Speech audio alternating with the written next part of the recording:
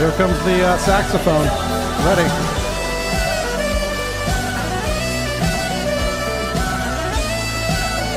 Sexy sax man on the scene.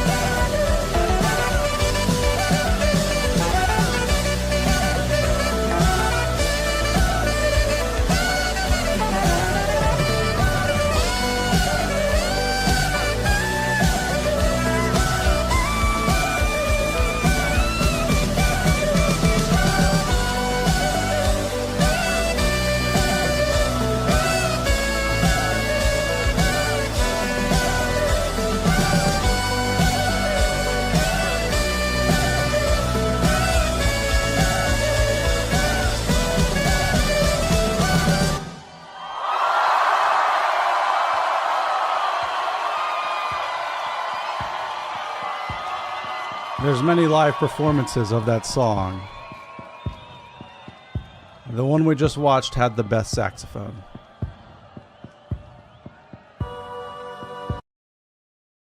So we're just waiting for Reed to get here and we'll get started. Until then, check out these guys.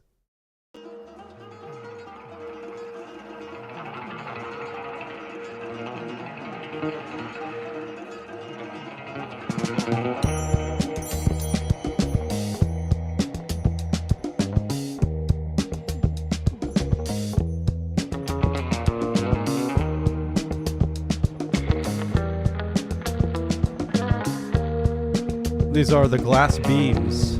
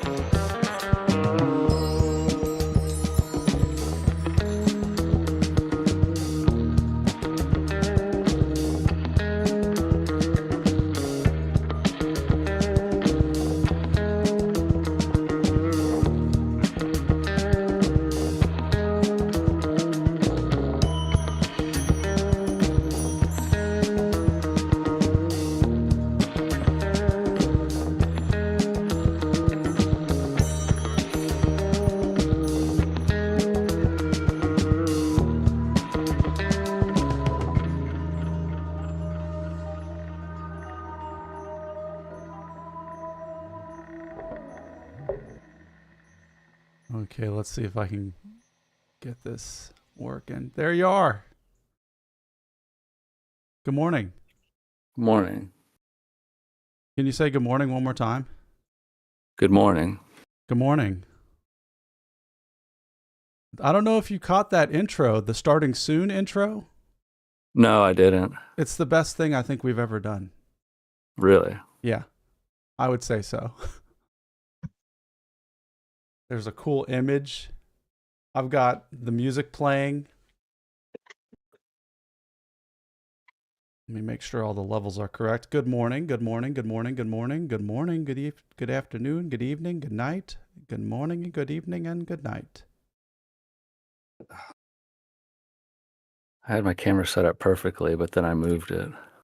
Looks good to me. Well, Today is Saturday, March 28th, 2026. And if you can believe it, it's a Saturday once again. I saw a video of David Lynch. It was during the filming of the third Twin Peaks season, so like 2017-ish, and he was smoking a cigarette, and I was like, and he's like old, and I was like, yeah, see, you can smoke when you're old, and he's fine. And then he died of emphysema a few years later. That's how he passed, was emphysema? I think so. Oh, no. Yeah. Dang, I didn't know it was because of emphysema. Oh, can you see what I'm doing? Can you see what I'm doing? Yeah, you're adjusting yourself to fit into the screen better. Good job. Way to work on the fly, bro. Two minds beating as one. Two hearts beat as one. Wait, can you hear this? Hold on. Sorry. You cannot. Yeah, I can't Can you hear it.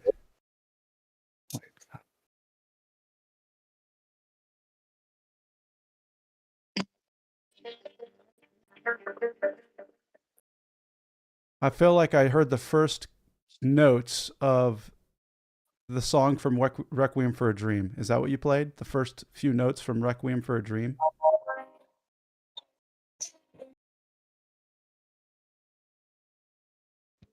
No.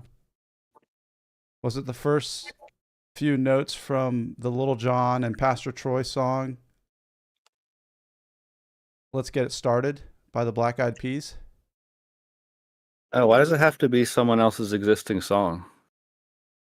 Because if it was a non-existent song, there'd be no name for it.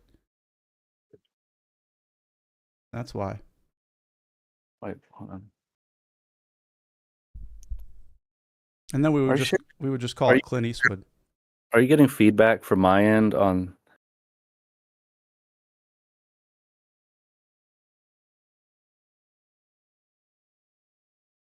Okay.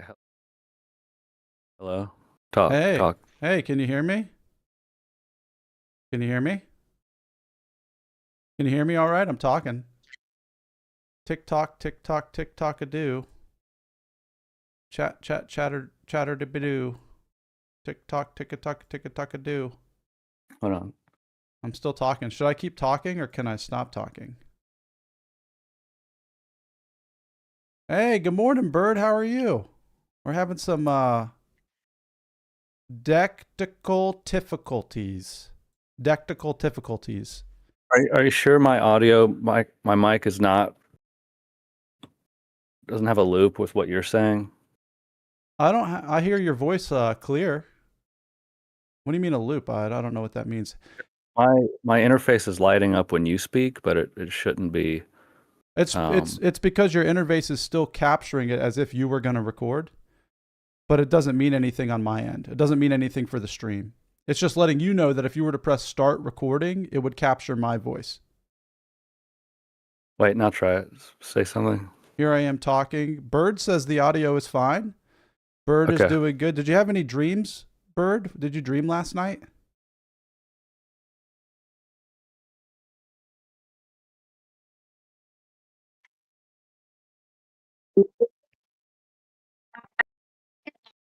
Yeah, it's tough to remember sometimes. I can't hear the audio you're trying to play though. You can't hear it, or it's there, but it's faint. It's like I heard it, but it's like crackling and you can't actually hear anything.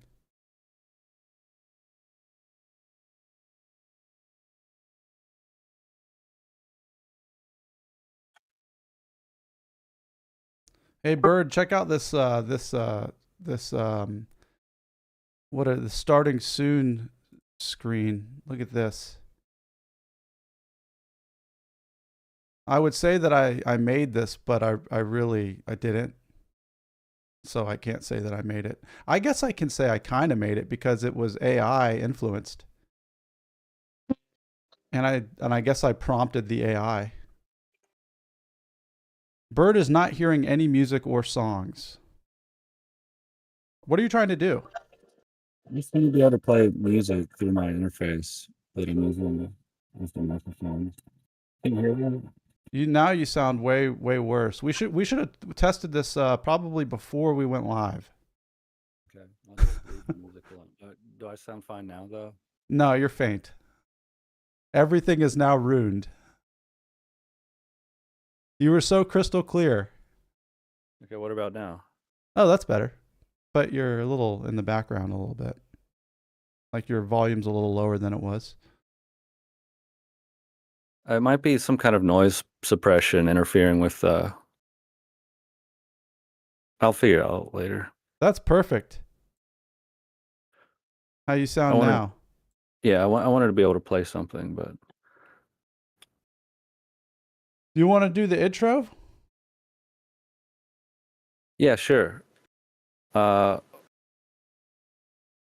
Welcome to the Adam and Reed Morning Show, where we talk about topics like the nature of reality, self, awareness, and unsanctioned philosophy. And today, Adam's got some topics lined up for us. And they are... I have got one. Why this show? I'd like to hear you answer why you're doing this show. What do you hope to do with this show? I'm curious about. And what is your main topic of interest in life, just in general? Those are the topics I've got. High Lifer may be appearing towards the end of the hour to join as a guest. He is he's got a channel on TikTok called The Light of Consciousness, and he talks about what it's like to talk about being. I've got another topic teaser for you. Hit me. Real problems are the key to happiness. That's a good one. All right, let's start. Real problems are the key to happiness. Well, first, what are real problems? We should probably define what that means. No money in the bank? Well, yeah, I don't know. Like, you gotta clean the toilet or go grocery shopping or I don't know, stuff like that. That's a real problem? That's like a real thing. Oh, so you're saying like an actual thing that needs to be solved in your actual day-to-day experience of moving through the world, like balancing your doing your taxes or doing the laundry. Yeah, like a problem that actually has a solution. But not like, why am I sad or chores, who am I? Yeah. So what are you saying about those things? Oh, I was just I don't know, it just occurred to me that it's nice to like have real problems these days instead of problems like some kind of existential crisis or how do I not experience what I'm currently experiencing? These are problems that don't have solutions, and worrying about those kind of things actually creates the tension you're trying to avoid. But if your problem is something like, I need to pay the bills this month, well, there's like concrete steps you can take. It's not an existential problem that requires thought looping in on itself and a bunch of nonsense. You can do stuff. You can have a plan. Like the stuff in my life today, I have a concrete plan for materially, and I execute on it, and that's all there is to it. So what do you say that? What are those? You're saying that those problems are what now? Real. And Bird is saying that his question is, are chores problems? So problem is, it's not really a problem, but it's, it's something that the mind has to attend to. Maybe we could define problem that way, something that requires attention and execution. I'm confused at what you're getting at, though. What was the topic again? You said, are real problems what? Are necessary or something?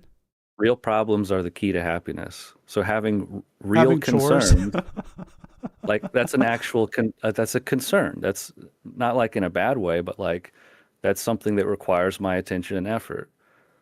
But if it's like, and you're saying those things are the key to chores are the key to happiness, basically. If those are your concerns, then you're probably much happier than someone whose concern is, why do I feel sad all the time, and I'm gonna sad at it. Right, but if you're deeply unhappy doing chores, I'll just speak for myself. I was taught how to take out the garbage and do chores my whole life. I never found happiness in those things. So to say that chores are the key to happiness, I don't think that works. I didn't say doing the chore was the key to happiness. Oh, you said real problems are the key to happiness? If your only fucking problem is that you need to take out the garbage, you're winning. You're saying that now, but remember when you're 11 years old, that was not that was not an issue, and you were not winning, or I was not winning, when I was deeply confused about the nature of my existence. That's what I'm saying, because your problem was that you're deeply confused about the nature of existence. Right, but what you're saying is doing chores solves that? No. What are you saying? I don't know what you're saying then. If the problem is you got to take out the garbage, and your problem isn't I got to figure out existence, then you're probably a lot happier than the guy whose problem is, why can't I figure out existence? I don't know. How do you know? Because I'm experiencing that. You're experiencing. What are you? You're experiencing being happy doing chores. It's not that. Okay, it's not the doing of the chore. It's the fact that that's the only real concern on my plate. The concerns on my plate are doable items. If the concerns on your plate are things that don't have solutions, like I have to figure out the nature of existence and I'm confused, how do you do that? You can't do that. Your concern is unsolvable. And your concern, which is unsolvable, is creating the tension you're trying to escape. So I got to ask you, have you not done something about that problem, about you're confused about the nature of reality and your existence? Did you not do things about that? Yeah, and it made it way worse. It did. Oh yeah. Okay, I don't know if I buy it. The solution I came to was that it's not a problem, because I stopped worrying about it. Right, but the fact that you were worrying about it and concerned about it caused you to dig into different ideas or philosophies or teachings or learnings to give you a breadth of knowledge and awareness about things that otherwise wouldn't be in your sphere of influence or your sphere of experience. It created a ever-growing ball of additional ideas and concepts that took me further and further away from the fact that, like, I'm here, this is this. But this is fun. But you stop me if I'm wrong if I start saying stuff that's out of turn, but you were a drug addict. You didn't know how to exist with this or what this was, just like me. So like doing chores was not like, if I could have just done chores, that'd have been great, but I couldn't. Right, we fought against it. If I could have just gone to class and done what the coaches told me, I could have been a contender, but I couldn't. You know what I mean? Like there was something Yeah, else going on. I'm not saying you like could or couldn't do that at the time, but I mean, it's clear to see like there's all this extra shit going on in the head. Yeah. But I wouldn't say that doing chores or things like that would solve any of that, I'm not saying that. or it would be the key to happiness. I think what you're I'm not. saying is you're happy now, and it's great because you don't have to do any explorations or self discovery. You can just do chores.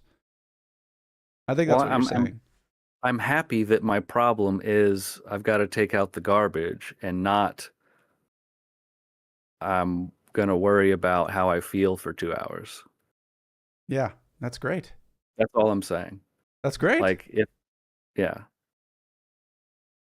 Yeah, same here. Let's go to the next topic. We got why this show. There you go. Bird says, I was right. Out of sight, out of mind.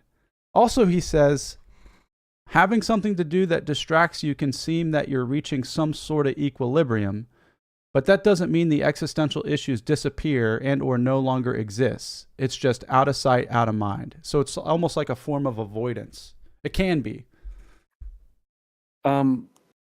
Maybe the existential issues don't exist. It's just the mind misinterpreting its own thoughts. They do exist when you're feeling them. Like when you're currently experiencing pain and confusion and despair, it's real for that person. Sure, yeah, the feelings are there. I'm saying they might be based on a problem that doesn't really have substance in itself. It's created by thinking about things in a way that doesn't make sense. Also, trauma, prior conditioning, past experiences. There's all sorts of stuff it could be caused by. It's not necessarily always thinking. Thinking is a result of the systems or the experiences that we've been in.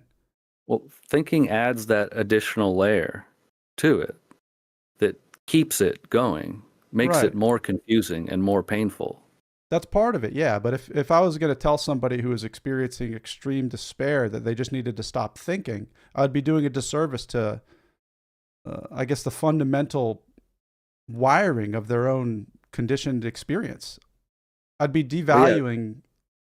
To tell them to just stop thinking wouldn't make sense anyway, because it's not possible to just stop thinking.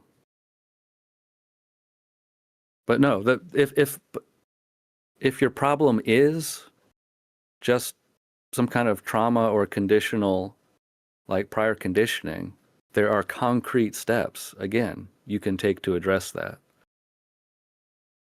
So the problem's actually very simple. They're tough to find, though. Have you ever tried to find a good therapist? Yeah. I mean, seriously, how many modalities of care have you seen where it's just like you think that you're getting good guidance, you think that, but it's so hard. It's so hard to find someone that knows what they're talking about, or someone who's willing to let you discover what you need. That's the tough part. Is every person's different. I would agree that it's. I never found any therapists who'd actually gone through what I was going through, which is kind of absurd when you think about it. Like that someone who doesn't have experience solving the problem I'm experiencing is gonna tell me how to do it. But at the same time, the core principles aren't. I don't think they're that mysterious. It's not like there's some kind of unique, exotic solution for everyone. Like how it takes shape for an individual is, I guess, going to be different to some degree. But I don't think the generally accepted practices like CBT and all that kind of stuff, like that's not really that big of a mystery. But basically what I've done to myself because I was unwilling to actually follow the program laid down by any of the people I did visit. I just did it my own backwards, roundabout way. Bird says, I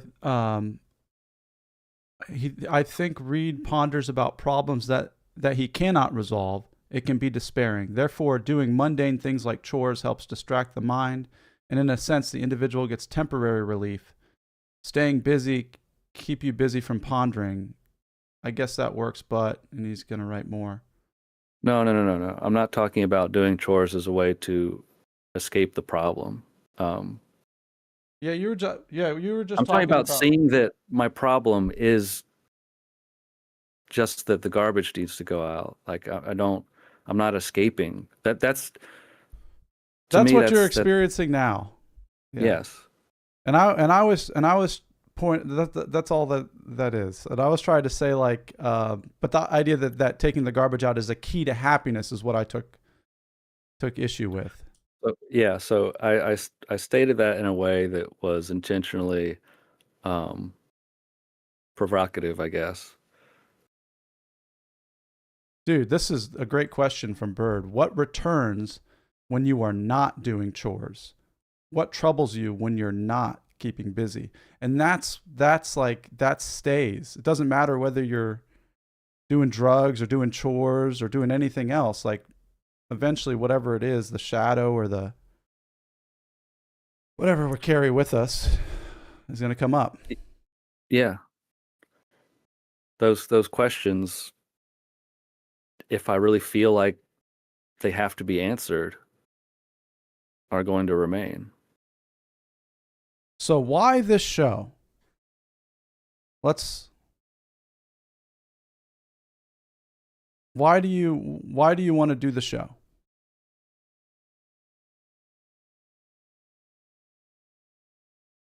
I could make up a bunch of reasons, but I like doing whatever it is we're doing right now. You enjoy it? Yes. Is there any hope with the show? Is there any hope? I mean, because we could do this on the phone, but we're live streaming on YouTube and all the other places. I guess I guess I also have an interest in sharing more broadly this kind of stuff. Maybe not for a particular purpose necessarily, but I don't know if I have a goal. I mean, as far as doing a YouTube channel, very simply and materially, the goal is, you want to grow a channel. I think, I don't know. I just like talking. I like talking. I like talking to people about this kind of stuff. And if no one's around, I kind of talk out loud to myself about this stuff sometimes. I think a lot of stuff that could be helpful for other people pops out of my brain and my mouth on a regular basis. And a lot of stuff that's unhelpful, actually, probably the majority is that pops out of my mouth and my brain is unhelpful. But if I could filter that out and I don't know, I've learned a lot of stuff. Like we were just talking about, I've worked through decades of mental bullshit, and maybe I could save someone a few years, but I don't really have any concrete hope or vision about what someone might get out of anything I share. But I don't know, I think it's natural. I've worked through a bunch of shit. I want to pass on what I found. Maybe that's helpful, maybe it's not, but it's someone who's been a woodworker for 30 years or their whole life, maybe they want to, like show off like the things they've made, like for someone to be I'm not saying like I'm a master of my mind, but so put that aside, but like for someone to be a master of their craft but not share it with their community is unnatural, I think, in a way. Do you still feel like you're a person? Like everything you just shared, would you say that that's a representation of Reed?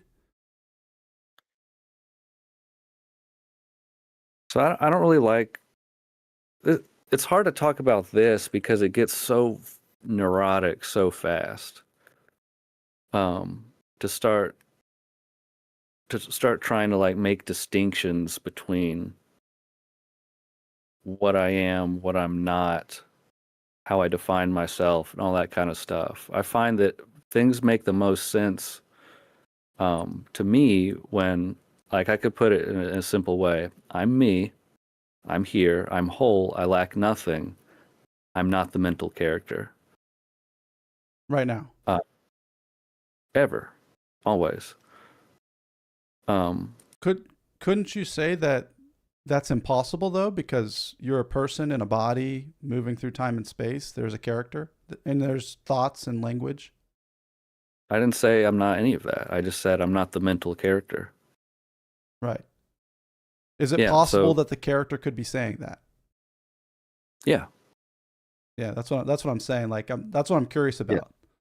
No, that's what I'm saying. Like to try to like drill into that, it gets wacky real fast because like all I can say, like, I'm me. There's no question about that. Like, and you start saying like I can say I'm not the mental character because that's just a thought. In order to think about things, the mind has to create a mental projection of me. In order to think about me, it has to have a concept of me. I'm not the concept of me. And the concept of me is what interacts with thought, and that gets corrupted by belief systems and stuff, and it gets further and further away from what I might actually be. So it's the fact is the mental me is not necessarily a helpful representation of me But anymore. Maybe it is what's happening though. Yeah. yeah, absolutely. So I ask all this because there was a guy that came on our last video, the one we put out a couple days ago, the last video with Double. A psychologist came into the comments and basically said everything we were talking about is completely absurd and pointless and, dare I say, he probably said harmful. And from what I could read from his comments, he's coming from a place where he must have been done by the non-dual community or something. He said he used to teach non-duality. He's led thousands of courses, and he's just saying like, what you guys are talking about is completely absurd. It's a poor framework. Yada yada yada. Well, I would say like I agree to an extent, and that's why I don't really promote that framework. Like how I just phrased it is about the simplest way I can put it. Like I said, it gets neurotic really fast. I experienced a lot of anguish when I got introduced to non-duality, because suddenly, wait, I'm not myself. I'm not supposed to be me. I'm this other thing. No, absolutely not. That doesn't make sense. But like I can say with certainty, I'm not a mental character. Now, what's saying that? Who knows? But I'm not me. So, but it confuses me because last week we did half a show about having no head, and like, what is this experience actually? And you actually said something. You said I am the whole in experience. You said something, and that was profound. That landed with me because that's what seems to be occurring from my vantage point. That there is no one and nothing occurring. It's not a philosophy. It's not a framework. It's an experiential awareness of what's occurring. Yes. Once you start trying to dump that into words, I guess, and like make a verbal yeah, exactly. I mean, my experience is that.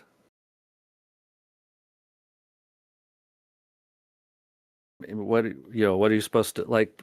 If you start talking about that too much, then it's just a mental character that is now at war with itself because it's saying I'm not this. So you're saying it's possible to assume that as an identity is what you're saying. What? Assuming what? Whatever it was that you just agreed with what I shared about. Absolutely. Yes. And that becomes an identity in itself. And then there's again the separation where like it gets really, I think it can get really weird and confusing. I think for most people I know for myself when I first encountered this kind of idea, it just created this thing that I wasn't, that I have to become, but I actually am that, blah blah blah. And so the mental state just gets fragmented even further. Right. Okay. Okay. So it's what, like, yeah. I had like the backwards experience when I first found out about all this stuff. It was just like, finally, dude, finally something is actually making sense to the way in which I experience myself. It wasn't. I didn't have to learn anything. I got to just like be like, oh, great. Well, so here's what happened to me, and I encountered it.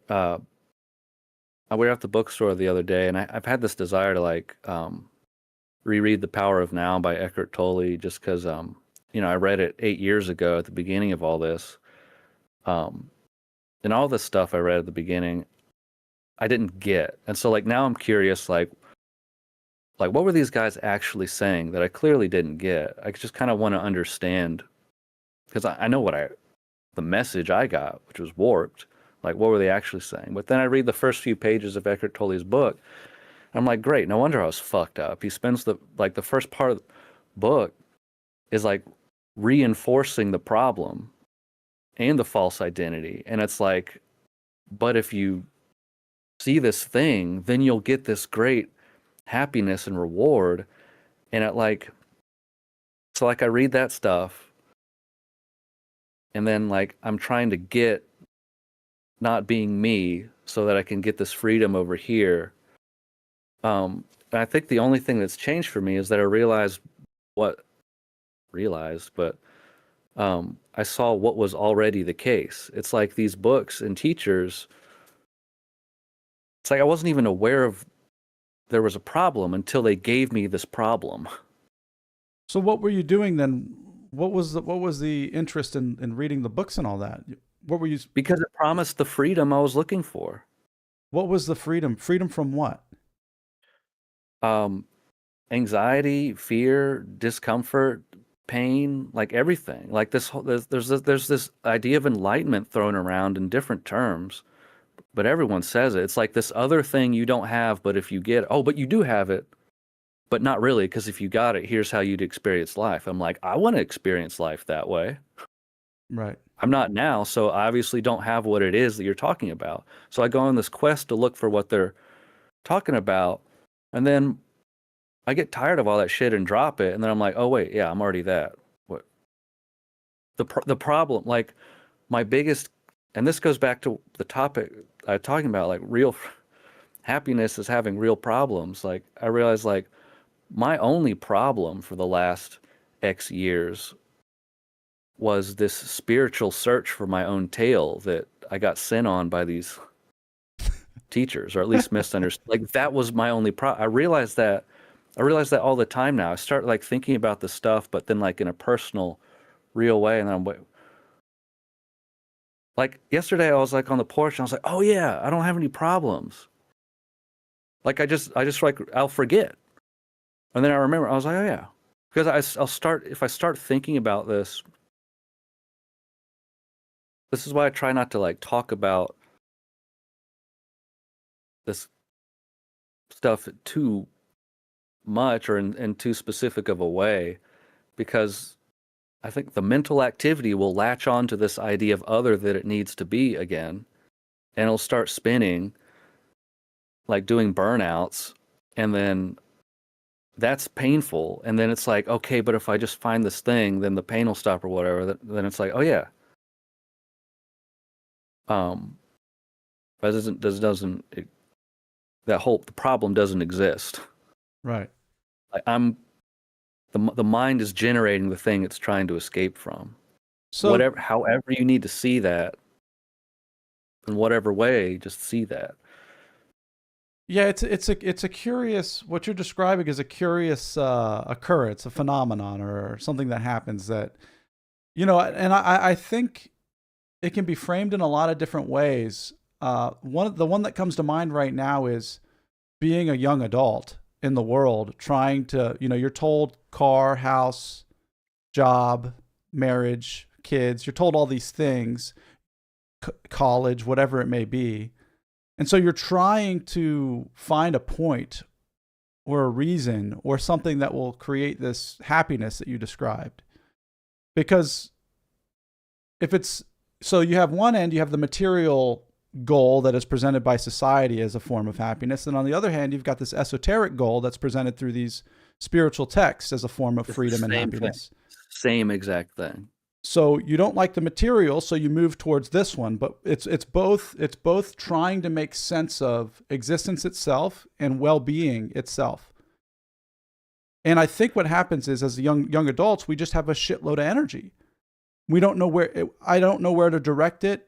I don't know what to do with it. I get texted by a girl and I'm like terrified. What do I say back? I get an opportunity for a job and I go into the interview sweating the whole time because I don't know what I'm actually wanting or who I actually am, And I think it's just energy. Yeah. I see that the problem's the same. You're a kid, you're told you have to be all these things, and then you're unhappy because you're not all those things. Because first you were given a list of impossible things to be in the first place.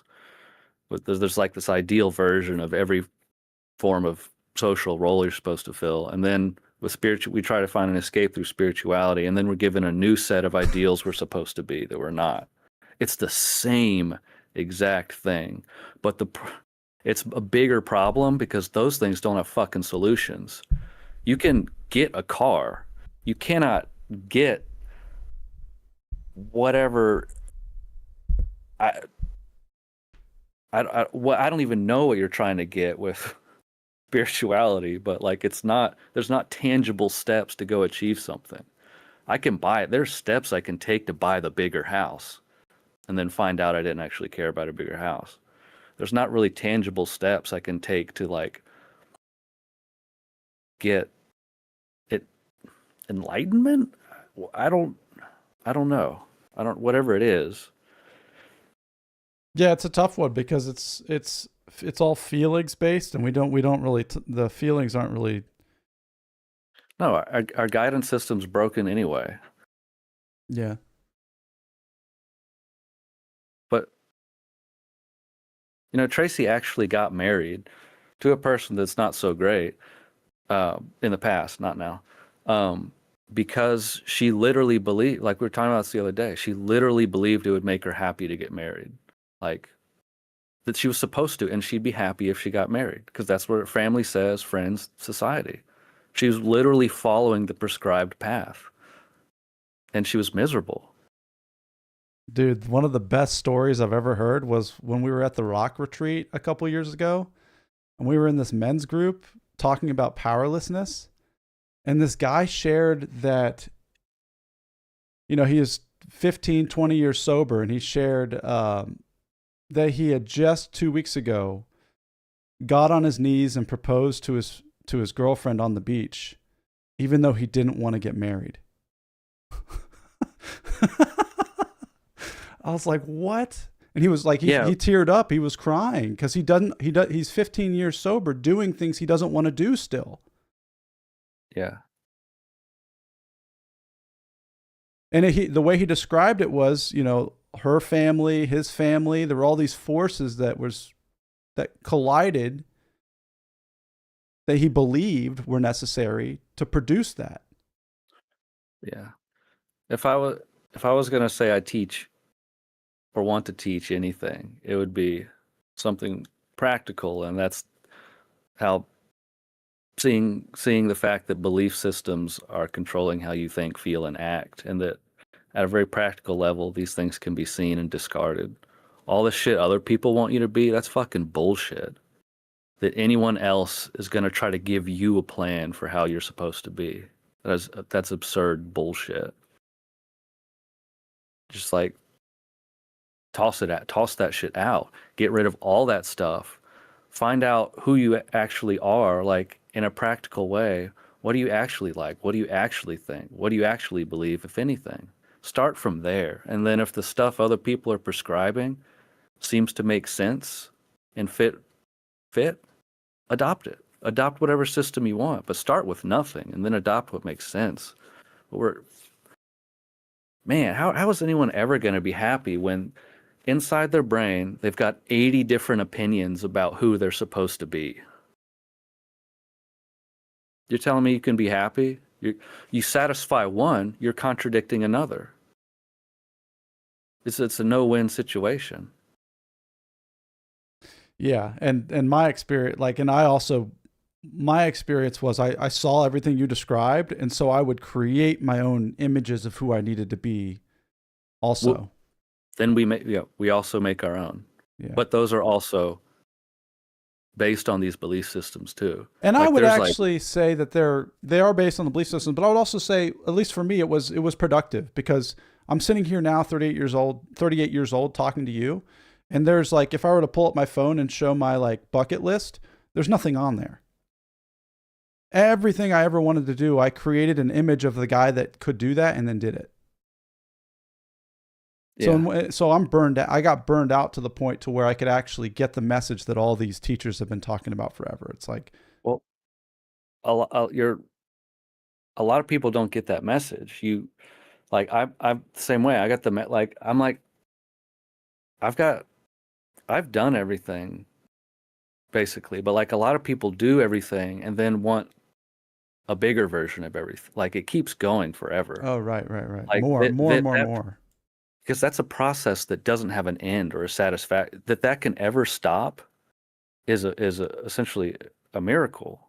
And so I was lucky that nothing ever worked out. Is what you're saying? Yeah. I'm in a way. But now you can build something with more clarity. You can I don't know. Let me ask you this. Yeah. There was a question from one of our someone on TikTok. And I thought it was interesting. I'd like to bring it into the conversation. He was asking, he said, where do you guys bring spirit into your conversations? And I was confused with the question at first. I was like, well, what do you mean by spirit? Yeah, that's what I said, Bert. I was like, what do you mean by spirit? So let's talk about it. Yeah. What do you mean by spirit? Well, I answered him. He described, I can't remember what he said, but I told him that to me everything is spirit. The benefits of these conversations and recording and watching is seeing where I'm blocked from spirit.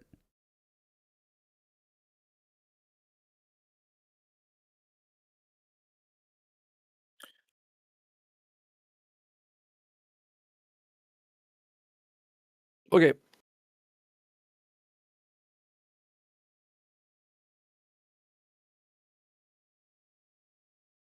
I'm not preparing to say anything, by the way. I'm just looking at you. Oh, okay. So that's an example of. Yeah. I've thought about this because have we ever said our channel's about spirituality? Have you ever made that claim? I think you have. Mm-mm. Awareness, meditation, mindfulness, and philosophy. I used to think this was spirituality. When I first began, I thought this was spirituality, and what I see now, or how I see it now, is this.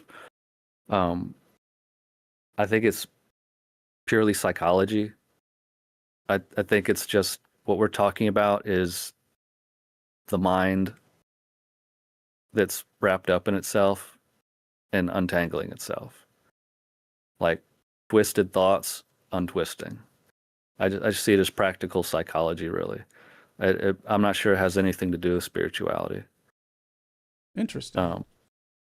because this is practical stuff. Like there's no supernatural required to talk about or explain any of the things we discuss. I think that's just kind of a vestigial remnant of a time when people didn't really have a basic understanding of the brain or psychology.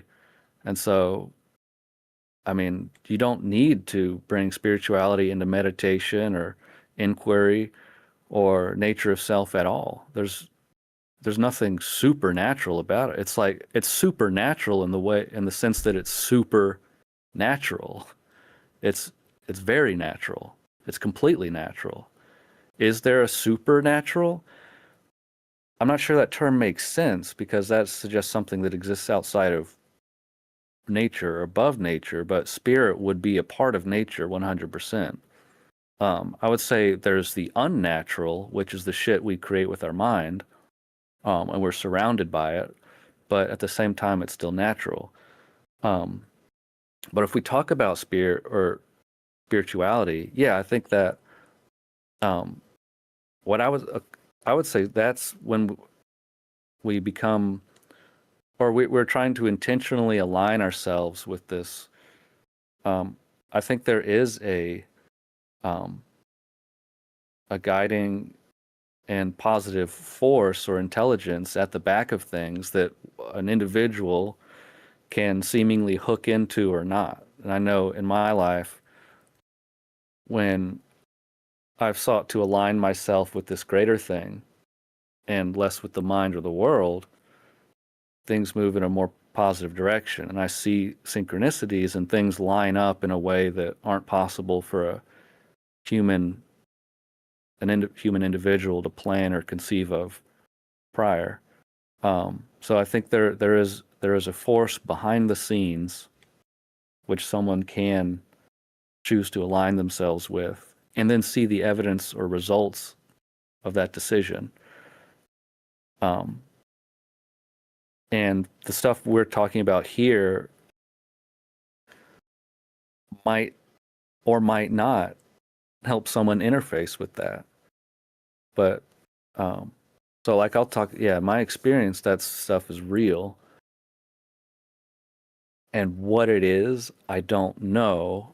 I only know the effects I've experienced um,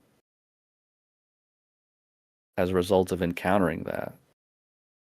Um, is that, yeah. Yeah, that's great. I mean, I think you knocked it out of the park. I feel the same way. I don't, and I agree with what Bird said too.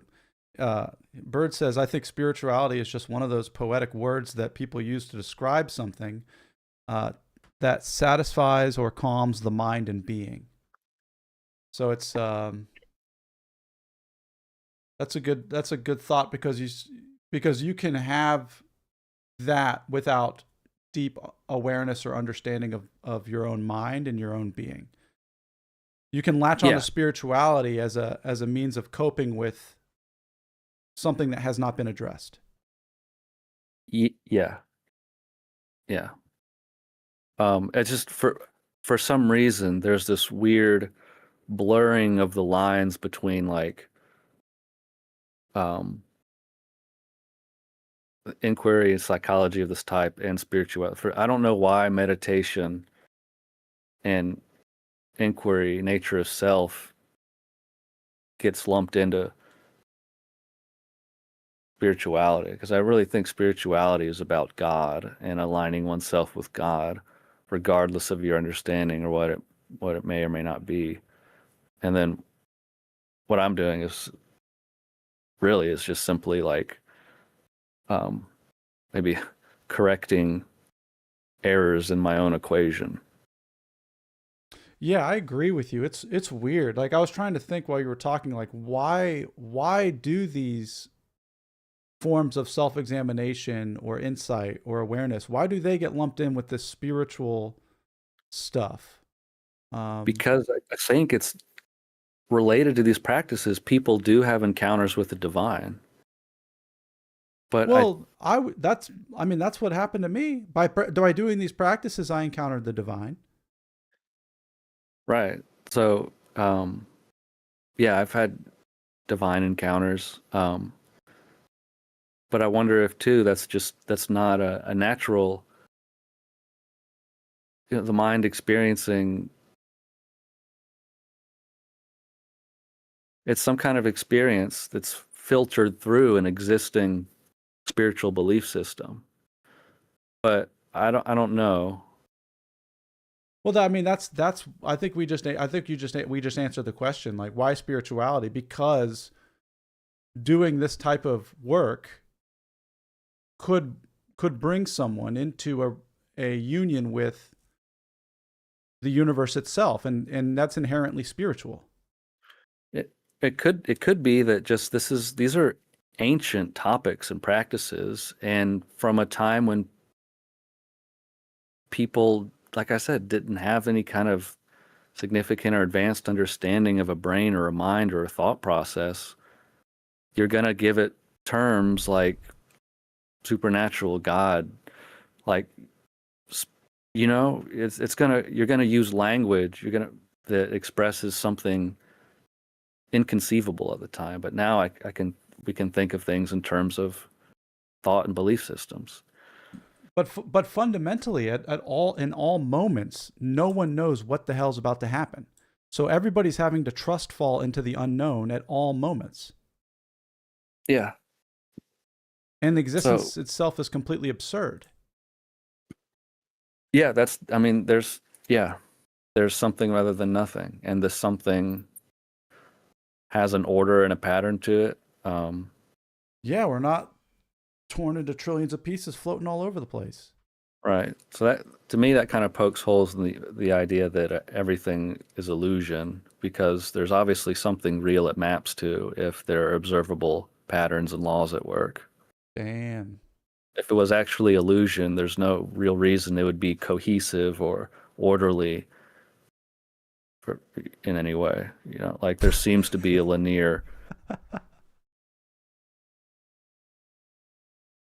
like time is an illusion or whatever, but yet it seems to map to some kind of predictable pattern. That doesn't make sense for like chaos to just produce predictable patterns.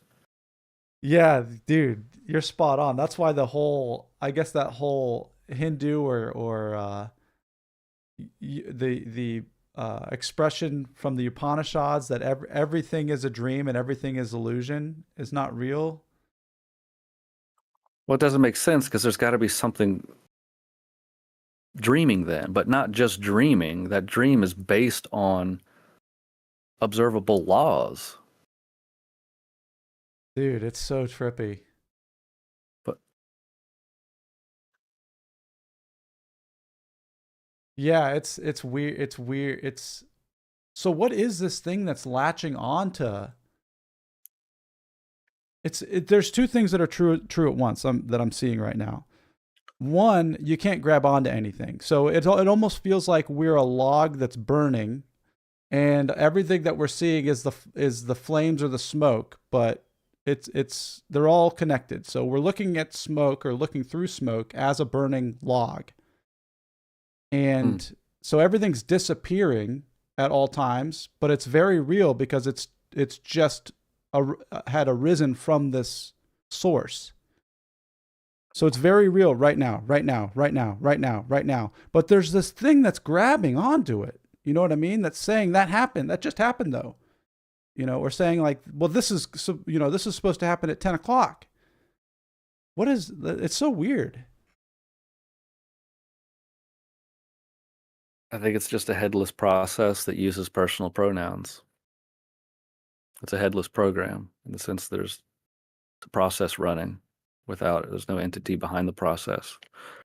ChatGPT. Right, but what is, I don't understand why it would grab onto anything. Because that's the only way you can survive the winter. Yeah, but it's grabbing smoke, and it is smoke. It's weird. It's not smoke when the thought tells me I'm going to need food next year. I need to plant some crops now and put them in a root cellar so that I can survive the snow that I think is coming. So like the thoughts, while ephemeral, still map to a reality that comes around. Oh shit. Okay, now that's even weirder. Yeah. Birds. So it's Go ahead. no. Bird says early humans lived in a chaotic world, being preyed on, looking for food to stave off hunger, finding a mate, staying safe, etc.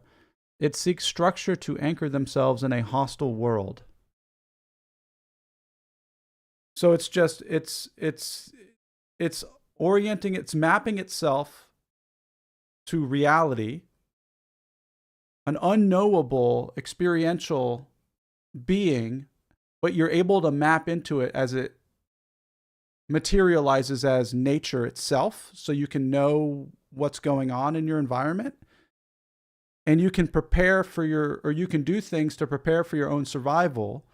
And so this is kind of what we touched on last week, is what has happened is because those needs have been met, now it just starts grabbing at things that are completely unnecessary. And this would explain why the Maoris, you know, the I can't remember the name of the tribe in the Hawaiian Islands or whatever, but they can get on a boat with no map at all and just know where to go to get to another island intuitively.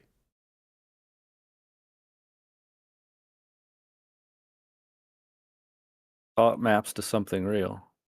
Even But when it gets messed up because it mistakes concepts for being real, because it maps to concepts of the abstract representations. And that's what I mean when I'm not the mental character. Thoughts are not real. A thought about something is not real. It's a thought. This cup is represented by a mental abstraction. It's been turned into a concept, right, in order to think about it. And that concept has attached to it the baggage of past experience, opinion, all that kind of stuff. So that's why thinking gets warped, is because I'm not actually thinking about that object. I'm thinking about that plus a whole string of baggage. Have you ever so you're bringing to mind a couple interesting things. The first one is, have you ever been around a farmer working on their field? So the craziest part is, on a daily, monthly, seasonally basis, they know exactly what needs to happen. When they share it with us, it becomes a concept. But to them, it's not. To them, it's intuitive, experiential understanding and awareness and alignment with nature. They share it out loud. The moment it gets shared, it becomes conceptual, right? So Right. I guess what I'm seeing is, because people have been asking about city powers and things like that. Like, I can visualize these early human, intuitive, aligned people in complete alignment with nature itself, able to navigate 150 miles of ocean to get to an island just through their intuitive connection with reality itself. And then but then talking about it becomes a concept. It doesn't, what is real knowledge and knowing that can guide our actions and our behaviors, when spoken of, become conceptual. Well, that's everything like we're talking about on the show, really, is like, and that's why, like, some of these concepts I don't like to talk about too much. It's because it's experiential. When it becomes knowledge or a concept or shared, it's heard as like a rule or a system, and it's not that. Like the farmer, the good farmer knows what to do. The bad farmer is just repeating what the first farmer told him. And then they're going to be like, why did my crops fail this year? I was following like the what you told me. It's like, well, you didn't adapt to this or that. So, I mean, like a master at a craft knows what to do. The amateur is just following directions. And you're not going to get the same output, right? So like a sculptor that knows how to sculpt without directions is going to give you something noticeably different than a sculptor that was following directions for like how to sculpt a face. Wow.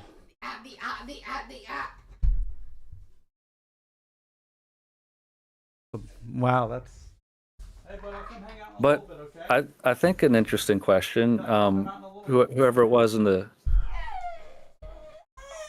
You want to come say hey? Okay, come on. He wants to say hello. Hey Eli. Go say hey to me. Hey Eli. Come talk to the mic. Say good morning. Good morning. Good morning. Yeah. Gregory haircut. You got a haircut with Gregory. Yeah, it looks good. Talk about And you had Taco Bell. Yeah. spaghetti Frites and quesadillas. That's right. orange. And an orange. Yes. Okay, I'm gonna take this. Go have fun. Okay, we'll hang out in a little bit.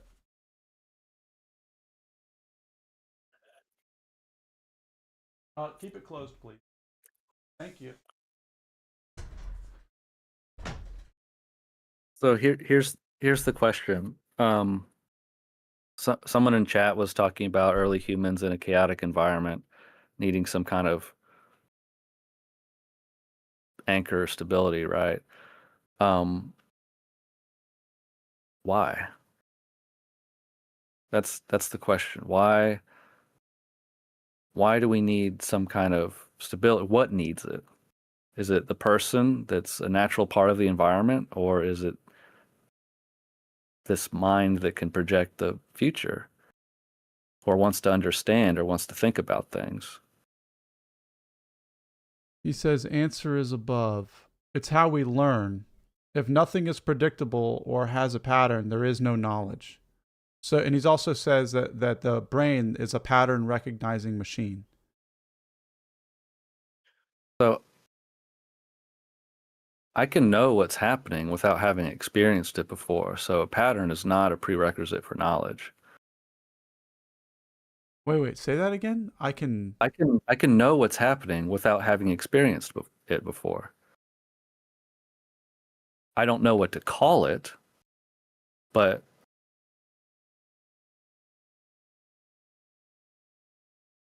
I can know things. The mind the mind recognizes patterns. The brain does that. But don't we know things without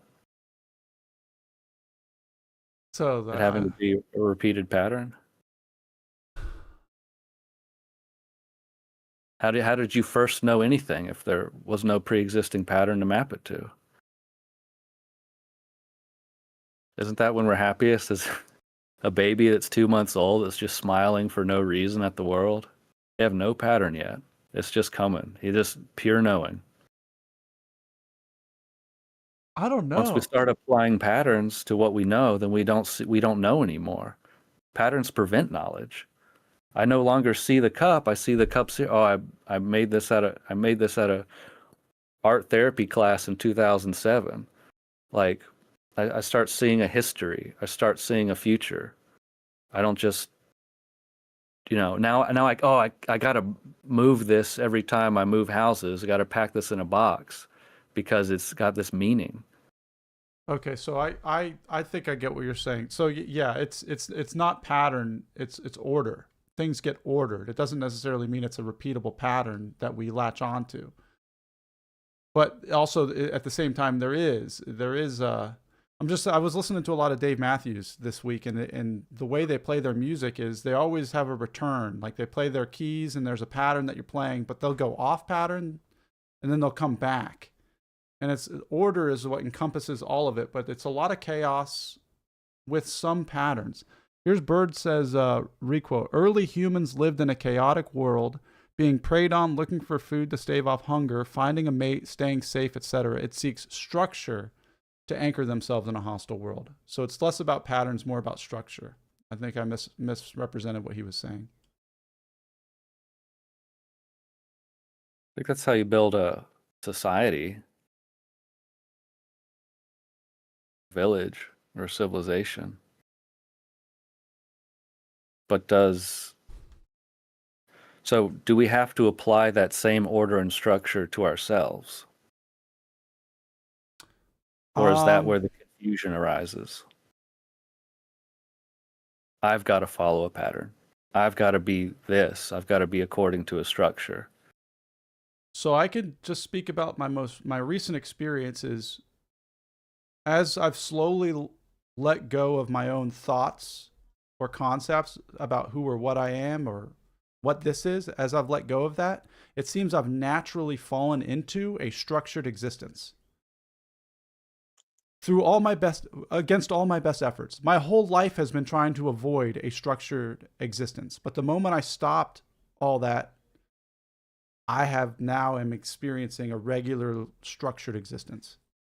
Absolutely. The organism has patterns. Like it wants a structured existence. It has natural things it wants to naturally do.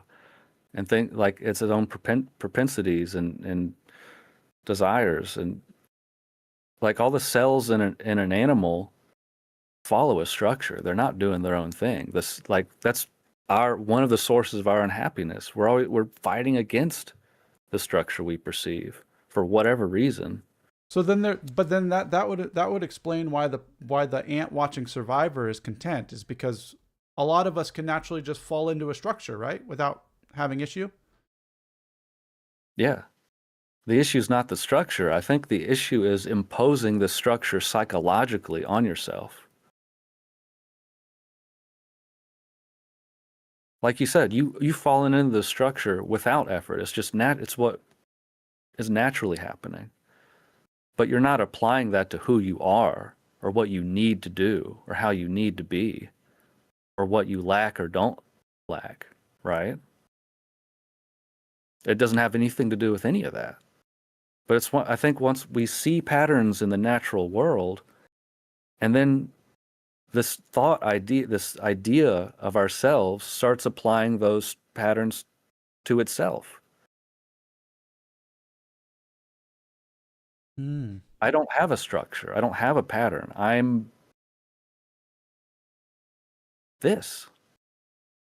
What is there to be patterned or structured? Well, the organism. Sure, yes, that's it. Yeah.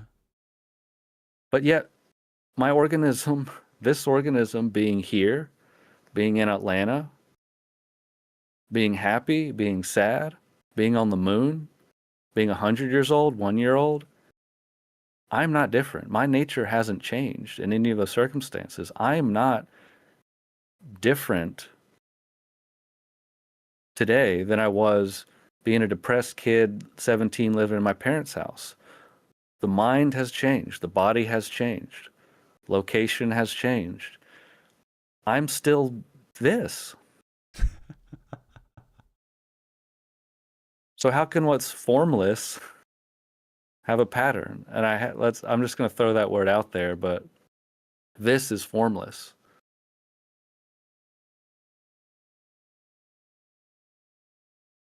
That doesn't mean I'm nothing.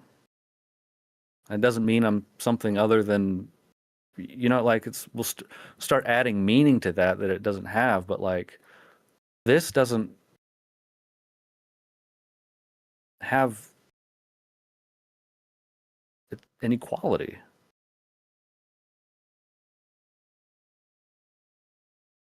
Good morning, Double. So I'm free to be a part of any physical pattern because I'm not changing. I'm not moving. I'm always here, oddly enough. So people get wrapped up in the I, the I that you're saying. Could you the I is this basically, it's your location? What? Well, so I find a few things. I find that I seems to be inexorably related to this and here, because I never find myself not here. I never find myself apart from this. This is never not here. I am never without this. Like once you start, like, that's suspicious, right? Very. Like, wait a second. Here is always here. This is always this. I am always I. They seem to they don't have any qualities in themselves other than this, like, it's like, wait a second. So what's the differentiator between here, this, or I? Because I haven't been able to identify a form or a quality that would form the boundary. So you've got like three different, seemingly different concepts that actually I can't identify a distinction where they would differ, and they're always present. So maybe those concepts are referring to the same thing. Yeah, the screen that the movie plays on, or the log that the fire burns on. Yeah, but the thing is, like, I'm me. I'm I. I'm not other. I'm not different. I'm not this other thing I'm gonna find. Like, I'm not a concept. Have you seen the show? Have you watched the show Pluribus? Mm-mm. So the whole concept of the show is aliens come to the planet, and they travel on an asteroid that has like an asteroid hits or something lands that has a bacteria on it, and it infects a person, and then they make more of it to infect more people, and the whole planet becomes a union of consciousness. That's the show. So there's no longer individuality. Everybody is a hive mind that feels, thinks, and sees through all vantage points, through all 7 billion people on the planet. But I'm guessing people are trying to resist it while it's happening. There's 11 people that it didn't take, and then 9 of them are just like totally fine with it because all those other pluribuses take care of them because they can't harm anything, you know. Then the other 2 are like, this is not right. We are losing our individuality. We need to fight against this. Yeah, they're the unhappiest people on the planet. Let's fight. This is terrible. I'm going to retain my right to be miserable. But so I mean, it's pretty ridiculous. I don't know why I brought it up because I can see what they're fighting for, because when everybody's one, like, okay, this is why, because you just described this here, that we all are, right? We all have access to this background screen out of which all phenomena arises. We're all experiencing that. Yet maybe other people, I don't know about other people. Well, I can say I am, and you can say you are, correct? Yeah, that's enough. Okay, but I'm talking to you because you're not me. You're Reed. There's unique aspects of your vantage point from which seeing occurs. Mm-hmm. That is like, I wouldn't. It's. I'm not. Yeah, it's like I'm not saying there's no individuals. I'm not saying there's different people. Like, I'm just talking about what I find. That's a lot of these teachers and stuff will insist that their experience applies to you and everyone, and that all this shit. I'm like, no, we seem to be talking, like there's some, I don't know. Yeah, isn't that weird? No, it's not weird. It's just weird when we've also been conditioned by spiritual teachers to think there's supposed to be some kind of oneness where there's no individuals or something. Well, what I was thinking about, the reason pluribus is the pluribus occurring on that planet kind of sucks is because everybody knows everybody's thoughts at all times, and everybody knows everybody's story and experience. Like, their entire brains have melded. But what's happening here on this actual reality plane of existence is we have the background awareness, but I don't know. I get to learn about who Reed is. I get to learn about Double's experience navigating the terrain, or Bird's experience navigating this is why the show, for me at least, is the philosophy. Like, it's like learning how to navigate the terrain with this. Every person has to figure out what their biology, their chemistry, their conditioning, what is required for them to navigate or find well-being on a territory that can be very confusing and misleading. Yeah, it's an individual journey. Maybe some of the stuff that I found on my journey can help someone on theirs, or maybe not. Right. It's like I found a cool walking stick. I walk with it for 5 miles, and then I leave it leaning against a tree for the next person to use. Or not. Maybe there's no hikers behind me for the next 1,000 years. And you're just another traveler leaving their stick on a tree. Yeah.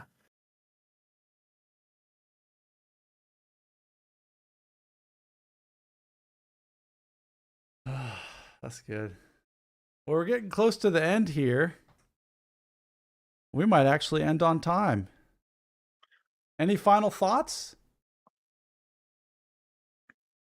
Anything we missed?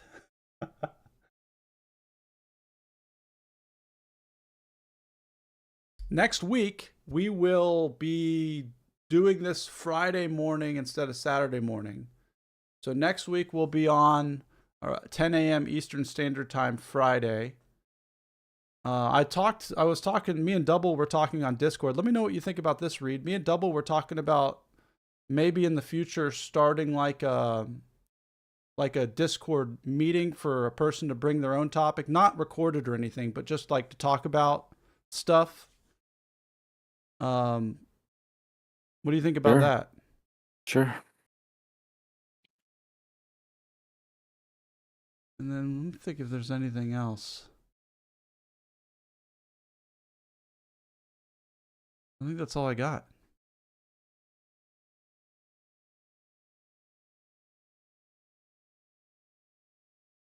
I have to pee. Yeah, I gotta pee too.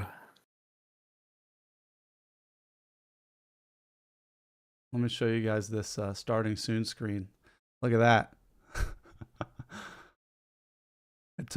Dude, the future is now, gentlemen. The future is now.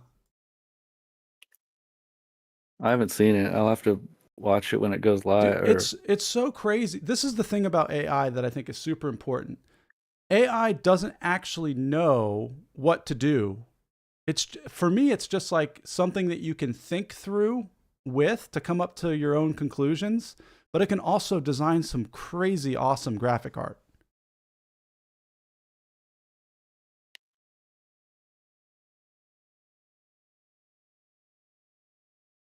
But yeah, you want to close it out? Yeah. Thank you for joining us today. Next week we'll have our special guests, Adam and Reed, on the show, and they'll be talking about a bunch of stuff that's harmful and not recommended by psychologists. No, yeah, psychologists do not like what we're talking about at all. I wonder what he'd think about this episode. I hope maybe we cleared up some of the. Yeah, I hope. Yeah, I don't know. I'll have to. Ask him to come on. Like, if he thinks this stuff's harmful, come on, tell us. Like, join the show, tell us. He seems pretty mad. He seems kind of angry. That's the funny, yeah. Anyway, Double, there's a guy on our most recent YouTube video who I was like talking with, and he's I don't know. You could look at the comments, but he just, yeah, he just seems. I think he got hurt by non-duality or something. Yeah, I know. It was pretty confusing to me at first, but once I flushed it down the toilet, things started making a lot more sense. Yeah, you just gotta flush her down. I'm enjoying the fruits of non-duality. Yeah. I do think it's a terrible modality. Well, it's not a modality. Or yeah, well, whatever he was saying, like it's whatever the thing is, like that becomes packaged as a method that's sold by the spears of the world or whoever. Yeah. It's conceptualized whether the teacher means it to be or not. Yeah. But I think you can't talk about that alone for 20 years and not have conceptualized it yourself. I don't know. Actually, I don't know. I don't know either, but I don't know. We will return next Friday, 10 a.m. I'm going to leave us with a cover of one of my favorite songs by one of my favorite bands. The group is called The Whitest Boy Alive. And these are guys in Japan just covering one of their songs from their album Dreams. And the song is called Golden Cage. Thanks for hanging. See you all next week.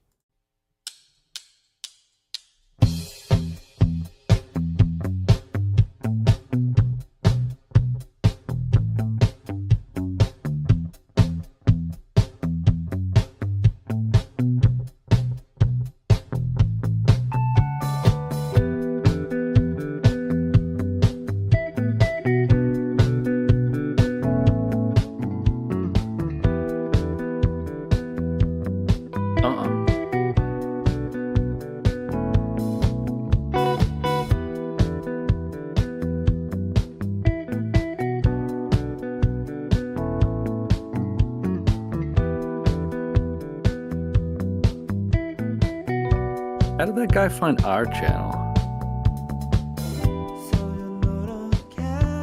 Yeah.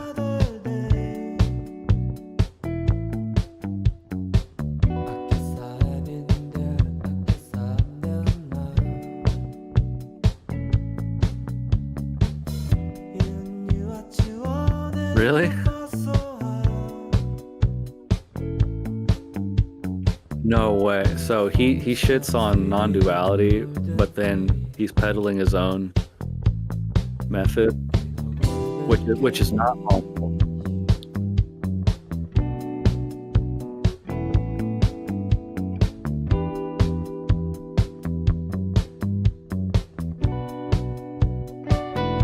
Yeah.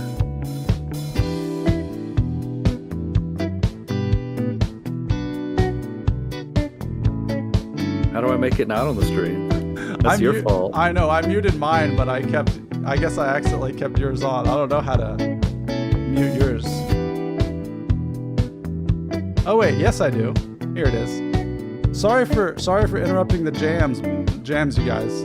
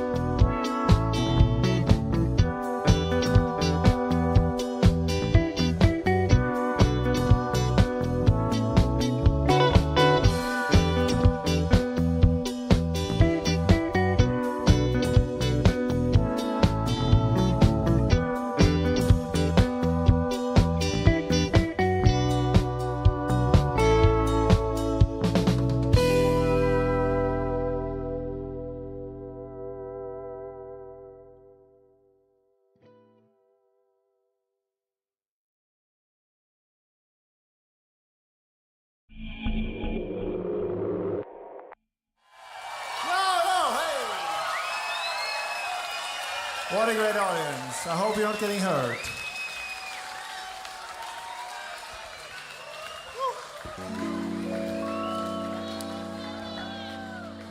It's very fun to be part of this great evening of music from everywhere. And it's nice to be in Prague, although I feel this could be anywhere in the world right now. Shall we all take a trip to Rio de Janeiro?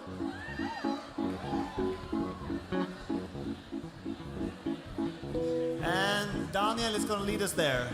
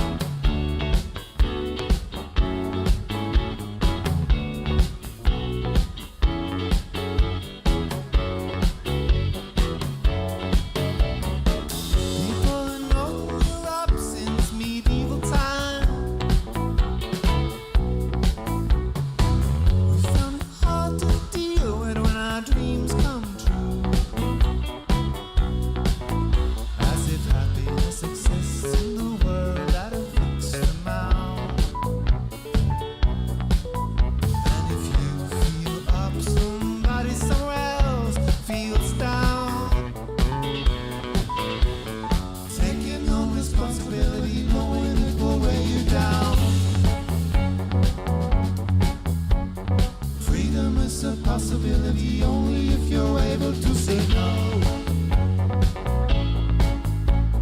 Taking on responsibility, knowing it will weigh you down. Freedom is a possibility only if you're able to say no.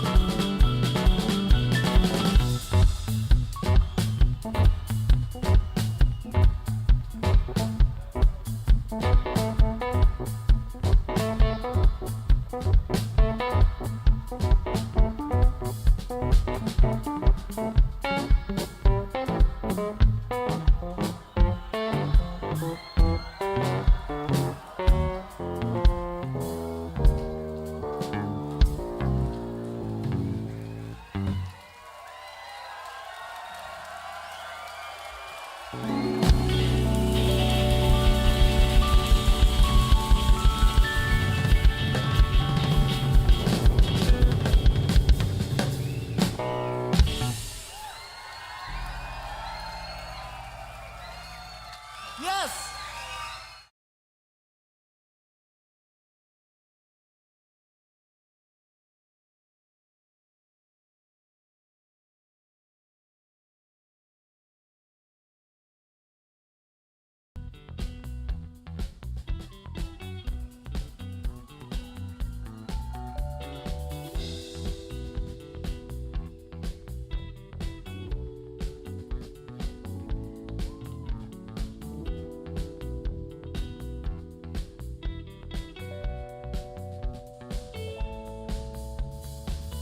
So you no longer care if it's another day.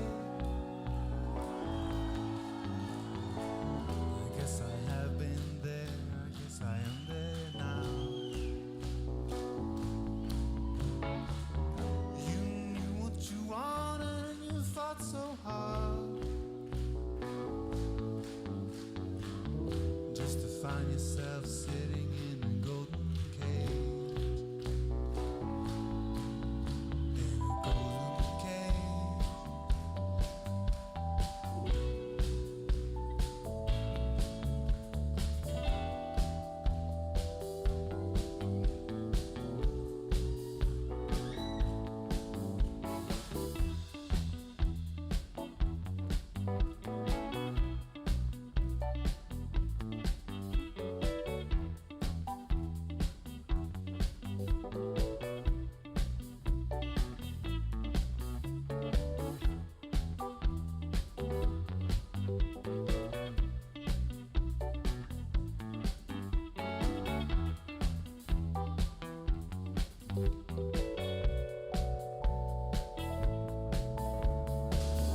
Yes, of course I miss you and I miss you back. But I also felt this way when I was still with you. Yes, of course I miss you and I miss you back. But I also felt this way when I was still with you. This city's no longer mine. There's sadness written on every corner.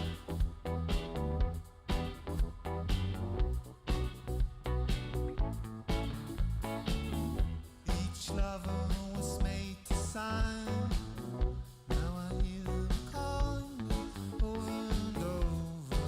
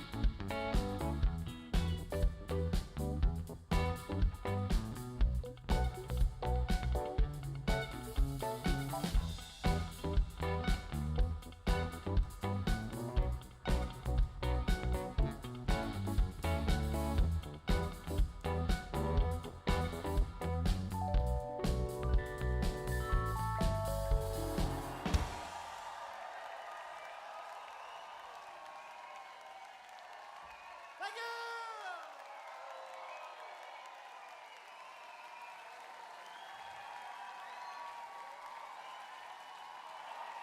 We are the Whitest Boy Live from Berlin. See you soon. Bye.